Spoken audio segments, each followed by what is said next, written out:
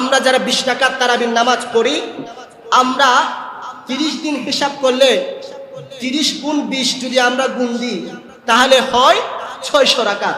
আবার নবী বলেছেন, বনি আদম সন্তানের কোনো একটা ভালো কাজ, কোনো একটা নেক কাজ আমার আল্লাহ 10 থেকে 700 গুণ বাড়িয়ে দেন। তাহলে এই 600 রাকাতের সাথে আপনি যদি 700 গুণ দেন তাহলে হয় 4,20,000 নামাজ আপনি আল্লাহর জন্য পড়ছেন। সুবহানাল্লাহ।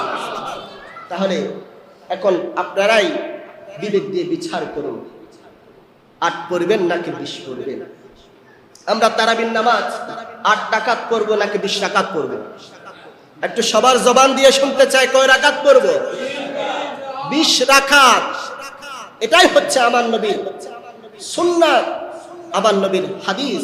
ফারুকে আজম জিনার আমল থেকে তারাবির নামাজ জামাত সহকারে প্রচলিত হয়েছে, ফারুকে আজম তিনার আমল থেকে তারাবির নামাজ 20 রাকাত করে চালু হয়েছে। সলফে সালেহিন, বুজুর্গানে দিন, বড় বড় যারা ছিল সবাই তারাবির নামাজ 20 রাকাত করে পড়েছিল। সুবহানাল্লাহ। আমি দলিলটা আমরা অনেক দিয়েছি, আমরা দলিল আপনাদেরকে অনেক দিয়েছি। আমি সময় সংক্ষেপ সেই দিকে যাচ্ছে না, জাস্ট একটা হাদিস বলে আমি শেষ করে দিচ্ছি। ওয়ান ইবনে আব্বাস রাদিয়াল্লাহু তাআলা আনহু قال كان رسول الله صلى الله عليه وسلم يصلي في رمضان في غير جماعة 20 ركعة والوتر। আমার নবী রমজান মাস আসলে আমার নবী তারাবির নামাজ 20 রাকাত পড়তেন। জোরে বলুন সুবহানাল্লাহ। আমি এক হাদিস দিলাম, আরো অসংখ্য হাদিস আছে, সময়ের কারণে ওইদিকে যাচ্ছে না। তাহলে এই তারাবির নামাজ 20 রাকাত, এই ব্যাপারে সমস্ত ফুকাহায়ে কেরাম, সমস্ত মুফতিরা একমত পোষণ করেছে। সুতরাং আমরা তারাবির নামাজ 20 রাকাত করব। আমি দলিলের দিকে যাচ্ছি না, শুধু একটা লজিক দিই আমার ভাইয়েরা। আচ্ছা, আমরা যে এই তারাবির নামাজগুলো পড়বো এগুলো কার জন্য? একটু সবাই বলেন, এগুলো কার জন্য?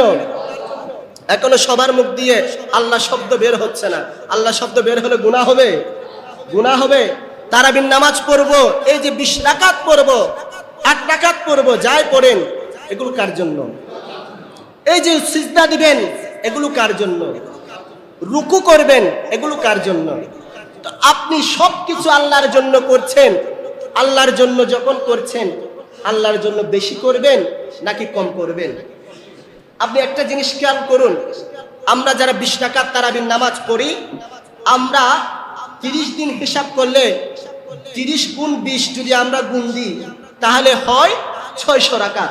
এর পূর্বে আমরা হাদিস পড়েছি, আবার নবী বলেছেন রমজানের ইবাদতের সওয়াব তো আল্লাহ কত গুণ বাড়িয়ে দিবেন তার কোনো ধারণা আমাদের নাই। কিন্তু তারপরও আমি একখানা হাদিস আপনাদেরকে বলেছি, আবার নবী বলেছেন বনি আদম সন্তানের কোনো একটা ভালো কাজ, কোনো একটা নেক কাজ আমার আল্লাহ 10 থেকে 700 গুণ বাড়িয়ে দেন। তাহলে এই 600 রাকাতের সাথে আপনি যদি 700 গুণ দেন তাহলে হয় 4,20,000 নামাজ আপনি আল্লাহর জন্য পড়ছেন। সুবহানাল্লাহ। তাহলে এখন আপনারাই বিবেক দিয়ে বিচার করুন, 8 পড়বেন নাকি 20 পড়বেন? আলহামদুলিল্লাহ এখানে 20 রাকাত আছে। তবে ঢাকা শহরে লাইভ চলছে, আমি সেই জন্য বলছি আমাদের কিছু সালাফি মাযহাবি ভাইয়েরা যারা মাযহাব মানে না, এই বছর তো কমে গেছেন, কারণ ওই যে বাইরের রুপি আসা বন্ধ হয়ে গেছে।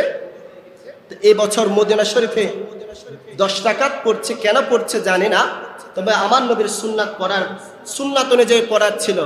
এখন যারা এত বছর 8 রাকাত তারাবি করে চিল্লাইছিল, তারা বলছিল সৌদিয়াতে 8 রাকাত, মদিনা শরীফে 8 রাকাত, এখন যে 10 রাকাত পড়ছে এটার কি তোমরা সমাধান দিবা?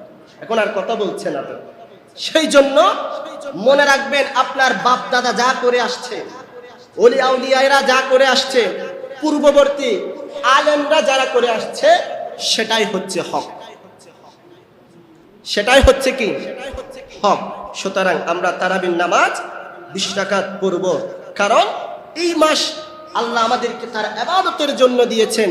আপনি যত বেশি আল্লাহর ইবাদত করবেন, আবার নবী বলছেন মান কামা রমাদান ঈমানান ওয়া ইহতিসাবান গুফিরা লাহু মা তাকাদ্দামা মিন যানবিহি, আমার বান্দা যে এই রমজান মাসে সারা রাত দাঁড়িয়ে দাঁড়িয়ে ইবাদত করবে, নামাজ পড়বে, দিনের বেলায় উপোস থাকবে, রোজা রাখবে, এগুলোর বদৌলতে আমি আল্লাহ আমার ওই বান্দার জীবনের সমস্ত গুনার হাত মাফ করে দেব। জোরে বলুন সুবহানাল্লাহ। সুতরাং ইবাদত যত বেশি করবেন তত বেশি সওয়াব আপনার আপন নামার মধ্যে লিপিবদ্ধ হবে।